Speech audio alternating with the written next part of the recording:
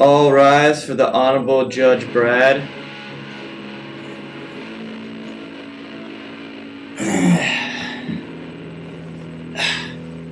Good afternoon.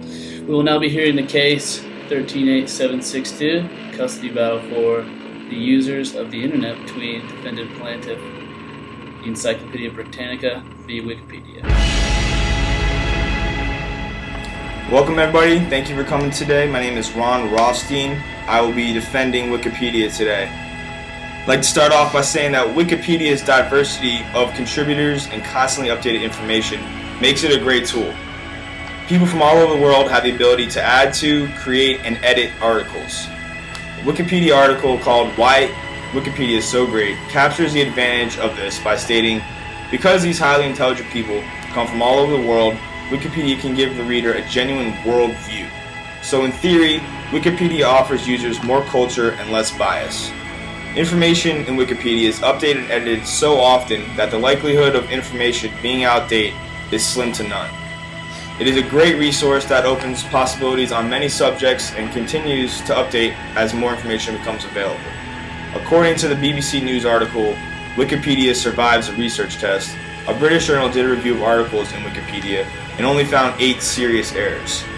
While Britannica and other encyclopedias online might be more respectable and credible, Wikipedia is slowly but surely climbing to that status as a credible resource.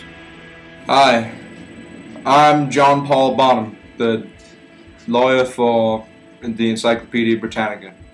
Wikipedia, as a research tool, has many positive sides, but the fact remains that within these articles lay the potential for vandalism and misinformation. Open access, allowing anyone to create, edit, or add articles, increases the likelihood for inaccurate information. The BBC News article, Wikipedia Survives Research Test, discusses the situation involving the founding editorial director of USA Today. According to the BBC News article, a Wikipedia article indicated him as a suspect in the assassinations of John F. Kennedy and his brother Robert. Although Wikipedia does not attempt to hide its potential for misinformation, a user unaware of these things may find an article, not follow up, and end up citing false information. In Wikipedia's article, Why Wikipedia is Not So Great, it clearly states, anyone can add subtle nonsense or accidental misinformation to articles that can take weeks or even months to be detected and removed. Wikipedia as a research tool is risky, however it can serve as a starting point. It provides an array of up-to-date information and the potential for this information to lead to other sources that possibly include more credible ideas. The fact that Wikipedia emphasizes in their article why Wikipedia is not so great, that misinformation can take weeks or even months to be detected and removed, presents the idea that although highly informational, Wikipedia is not favorable as a sole research tool.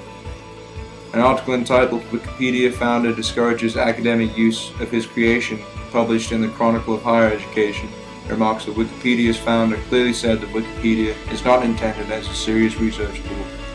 This single statement presents enough evidence to discourage the use of Wikipedia for research.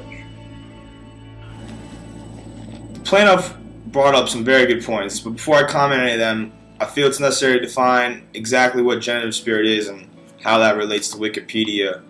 Zitran defines the internet's generativity as a way for a lot of people to create and distribute a whole lot of things, which can then be used to create even more things. And even though it's a very simple, very basic definition, I feel that that is exactly what Wikipedia is. A lot of people from a lot of different places are able to add information that otherwise couldn't be gotten. Britannica is a company, and there's people that sit down and are in charge of putting information together, where Wikipedia allows any information from any people to be put up there with no fence or no guard. The generative spirit allows for all sorts of software to be built and all sorts of content to be exchanged without any anticipation of what the market may want or a level of harm can arise from it. The bottom line and our argument really is saying that is Wikipedia is run by people, edited by people, and it's for the people. And because of that, people are going to put out information that's credible and useful. They're not going to try and put up false information that would harm other people trying to use it. Britannica is governed by a company. It's a corporation. They're trying to make money, and the information is going to be biased no matter how you look at it. There's personal testimonies that I'd like to introduce to you guys right now, and the first one's going to be Steve Carell from The Office. Wikipedia is the best thing ever. Anyone in the world can write anything they want about any subject, so you know you are getting the best possible information.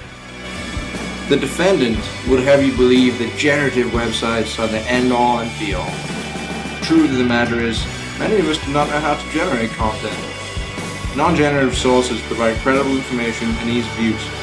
They also provide the ability for people with limited technical knowledge to access information quickly and easily in a safe way. It also means they don't have to fact-check, as Britannica's closed non-generative system has already verified all of the facts. The plaintiff's going to try and tell you that generative websites lead to many legal issues such as defamation, copyright, etc. While these are all valid issues that sometimes may occur, Wikipedia has a remarkably clean track record with all these things. It very rarely happens, and when it does, it's taken care of immediately. Aside from that, Wikipedia's greatest attribute is clearly its ability to compile and distribute worldly and unbiased information free of charge. The main thing is that it is free, and it's not some BS stuff, it's good information. It allows points of views from all corners of the world and allows a lot of different cultures to put their 2 cents in about things, where Britannica does not offer that whatsoever. Britannica pays a huge staff and charges all of its online users, as well as obviously when you buy the imprint, encyclopedias. Again, Wikipedia is free, doesn't have any expenses, doesn't have a huge staff to pay, and can put that money into better, making the software better, making it run more smoothly. According to Wired magazine, Wikipedia has around 3.7 million articles in over 200 languages. It also states that it's the 37th most visited website on the entire internet. It's a very popular website, and it's becoming more and more reliable and more of a solid resource than it used to be. Teachers are now allowing it for students to use, universities are adopting it, and it's becoming, the new Britannica, if you will. We believe that anything the plaintiff says to try and defend his website is not even close to anything that Wikipedia can offer, and we're sure that you guys will make the right decision. Thank you. The main benefit of Encyclopedia Britannica is that all information inside it is known and is verifiable. This comes from having a paid staff to research and write all information presented in the Encyclopedia Britannica. Generative websites, on the other hand, have definite social/legal problems. There are many cases of defamation.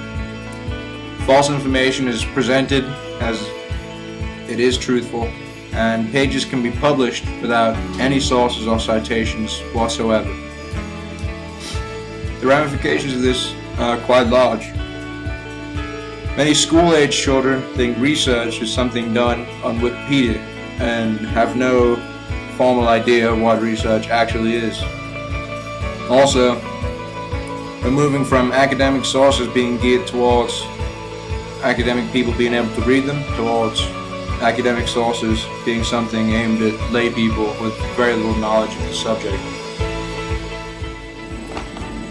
In closing, we're asking you to do something very simple, and that's to pick whether you want a generative website, which creates more information, more flow of information, unbiased information, or do you want non-generative information, which might be a tiny bit more reliable, but it's very, very biased and very singular in its content. Wikipedia has become the poster child of what the collaborative internet is capable of. It can only get better and better as time goes on and technology makes more advances. Wikipedia and the generativity of the internet in general have come a long way in the last couple years and will continue to come a long way. Wikipedia is becoming much more reliable and much more trusted online, and we're asking you which one you'd rather use, and we hope that you make the right decision. Have a great day.